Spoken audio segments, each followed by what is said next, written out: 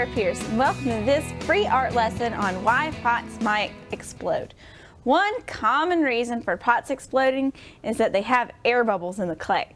Air bubbles can appear from improper wedging, and especially when you're recycling your clay. Today we're going to intentionally put those air bubbles in and try to work them out through the throwing process. So I'm just going to stick some holes in there, right into the clay.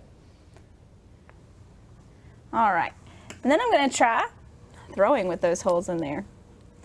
Now, the reason that those air bubbles are going to cause you problems in the firing process is that when you're firing, your piece is changing from a liquid into slip all the way to a in between a solid and a liquid. I think that's called anamorphic. Anyway, it holds its own shape, but it does not, but it can change when you change it.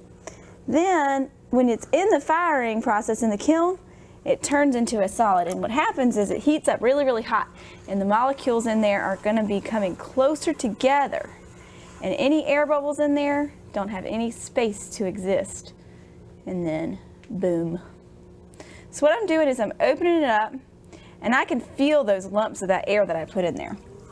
And as I'm doing this, I'm going to try to look for them,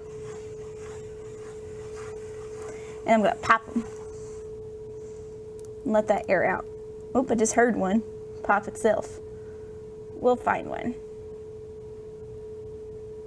As you pull it up, you can feel those air bubbles, and for the inexperienced potter, they can really throw you off and make your whole pot fall apart. So let's see if we can find one. Woo, here we go. Have some unevenness going on.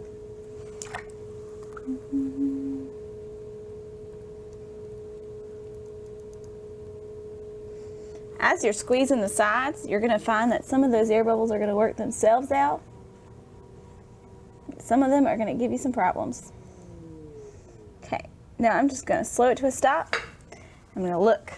And anywhere that I can find one, it'll just look like a little bump.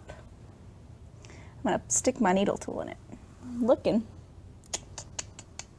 I don't see any yet. Just keep going. So.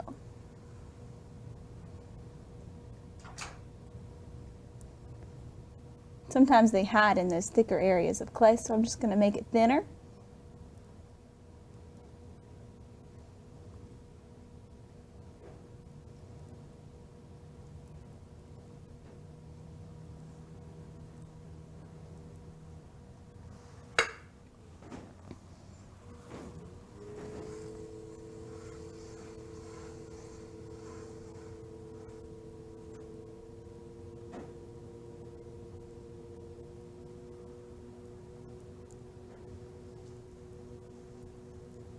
Oh, there it goes. We hit one.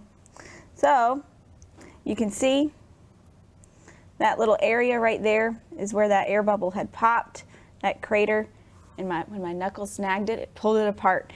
Now if we had found it earlier, we could have popped it and we wouldn't have had this mess here. Either way, air bubbles can cause major problems in your clay construction. So you're going to want to make sure that before throwing, you're going to try to get them all out of your piece. All right, check out my other DVDs and free art lessons.